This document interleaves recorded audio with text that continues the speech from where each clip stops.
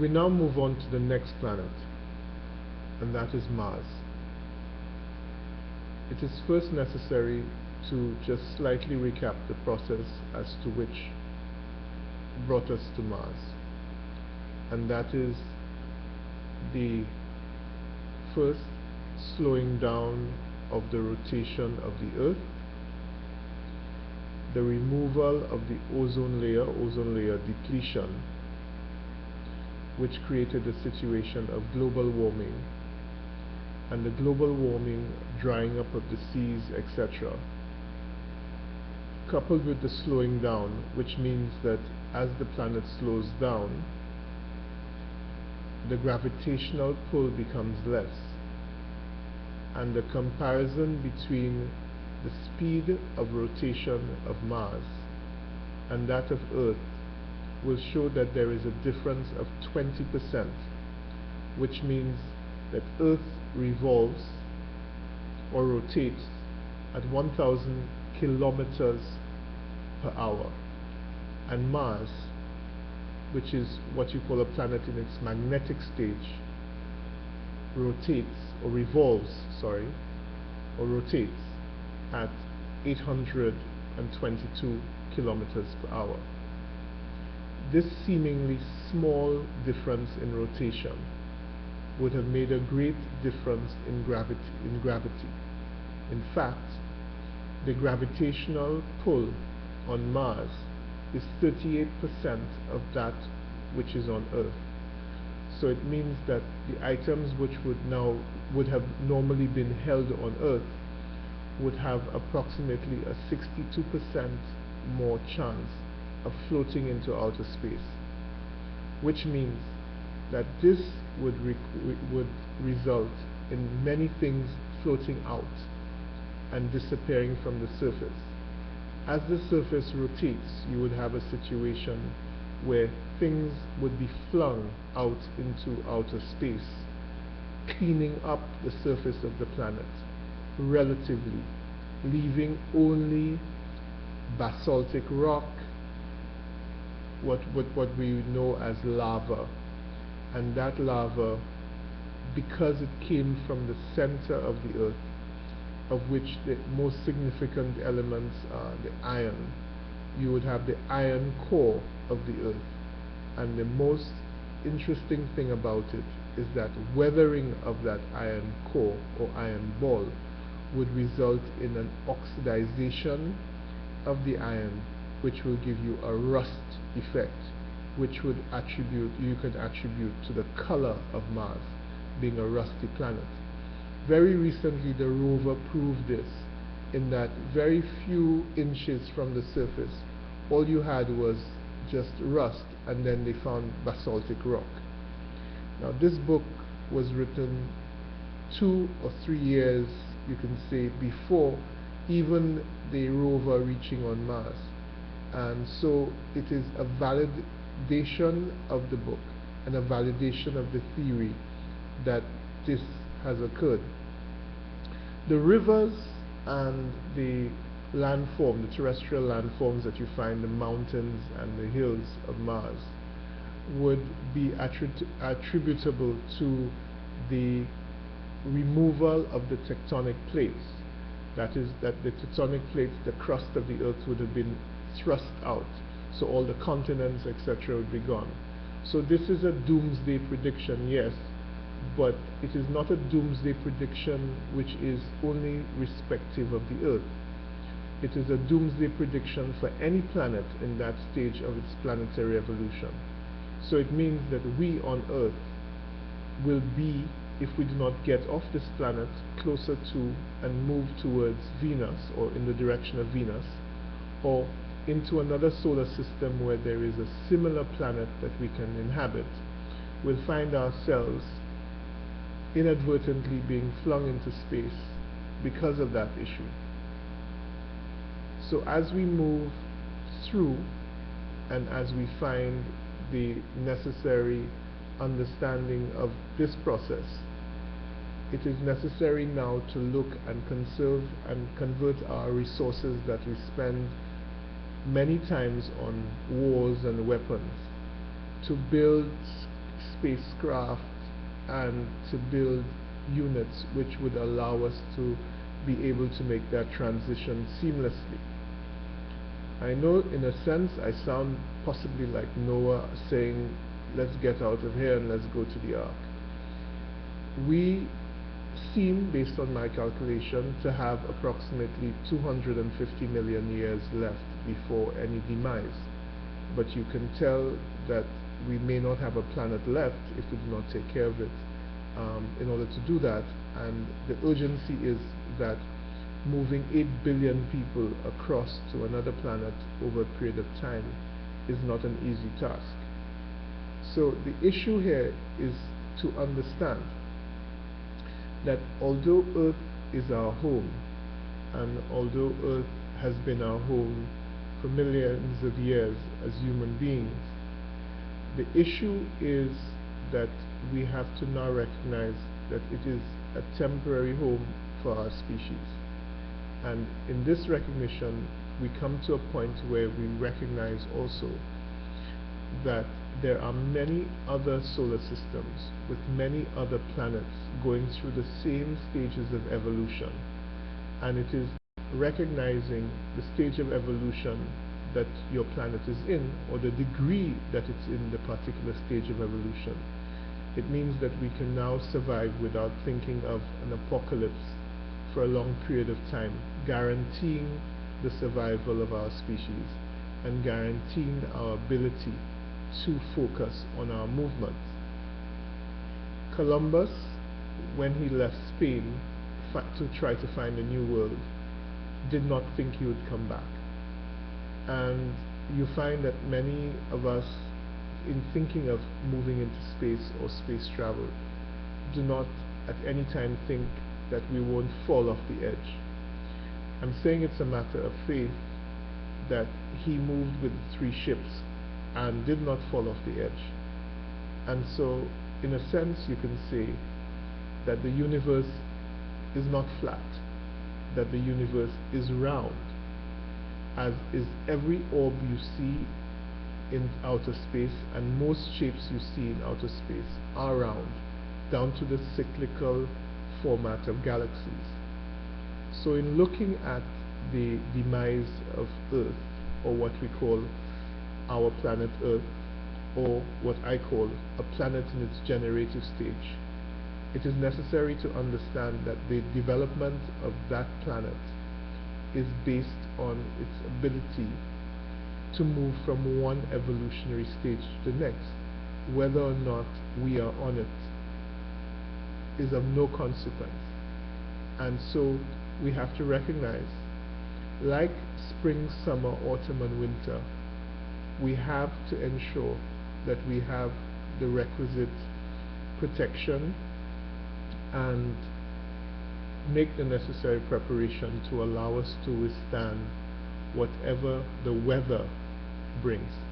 So essentially, the development of the planetary systems, or evolution of planets, is written not to alarm anyone and say, well, it is the end of the world, but merely to give or to serve as a guide in order to allow people to understand that where you are and what you're fighting for, and the land you're fighting for, and the countries you're fighting for, and the wars that have started, and the greed and the other things that sort of create most of the problems on the planet because of ownership. These things are temporary, and the only thing that we have as a species is the understanding that these things are temporary, and that we need to make our homes on other planets and feel as comfortable moving from one planet to the next as we move from one country to the next. The only differences and the only issues as far as this movement is the type of ships that we now have available, and we as a species have the intelligence level to provide ourselves with ships which will allow us to move seamlessly from planet to planet at a more remarkable pace. As we move further down in the book, I will explain to you intergalactic travel and the ways of making it a lot easier for us as we journey into the new world. The focus here is to get a little more into Mars. And Mars is a very strong planet in terms of its magnetic field, because Mars was in the center of a former Earth, which means that it was in the center of a dynamo, which is a series of magnetic fields. Because it was in the series of magnetic fields, it now means that it has become a permanent magnet, thus attracting items like the 2 moons that it has that allow it to hold on to those moons. The magnetic effect of Mars is done, or it's explained, by a phenomena called ferromagnetism.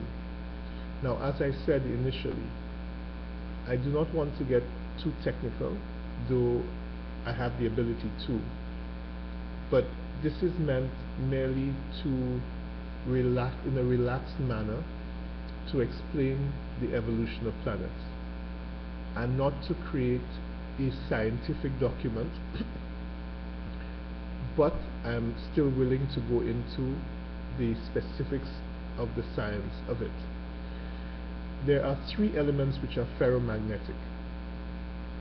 The first is iron, the second is chromium, and the third is nickel.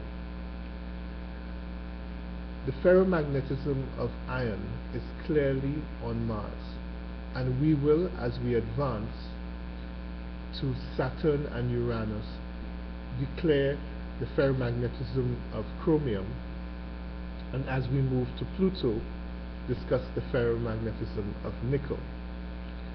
So as we discuss ferromagnetism of iron, we recognize that the planet has a strong magnetic force, and that magnetic force is permanent, moving from one pole, providing it with 2 poles, north and south.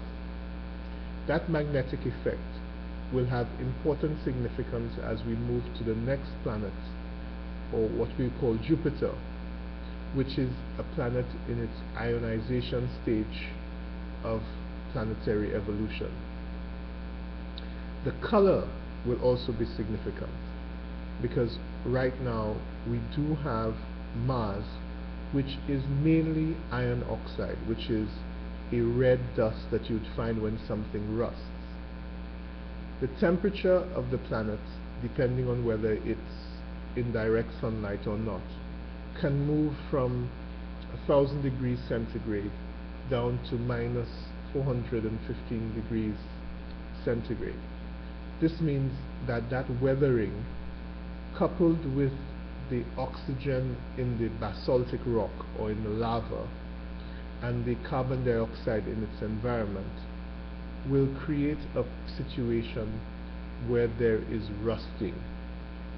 This situation of rusting, as would have been seen by the rover just recently, would be significant in that it is a process that is ongoing over millions and millions of years, and Mars as a planet will find itself continually, no matter what's dug, inundated with this rust. We will see the significance of this rust as we move to Jupiter, and it becomes more significant. The largest mountain in the solar system, which is Ons, is on Mars. And this is because at this point in time, once the planet has lost its tectonic plate system and begins to slow down, you will have the outpouring of the remainder of the energy in one direction. So it will take a long time for the planet to cool from its temperature. So you would have the lava effect, the craters, etc. over a period of time, providing Mars with some level of chemicals and elements that would provide for a very interesting system. The move now in the scientific circles is to go to Mars, to discover what Mars has. The interesting thing about this is it's fine for scientific reasons, but if there is an underlying situation where there is no great significance to going to Mars and more great significance in going to Venus, that should be examined as quickly as possible so as to conserve resources. Now, this process would no longer be a process to find out what we believe or what we think we can achieve or what we're hoping to learn about our past civilization on the planet, but more so it is what we intend to do by saving the lives that will be destroyed if we are not ready to colonize another planet, because what is happening on our planet currently is inevitable. Whether or not we conserve every plant, the planet will be destroyed. So it's not a matter of guess. It is a clear example based on the theory and based on facts, scientific and otherwise, and based on historical warnings and special symbols which have been with us forever. These symbols and these warnings have created a situation where more so we know that the apocalypse will come. The key is, where do we go when it happens? I'm saying, do not waste any more money on Mars.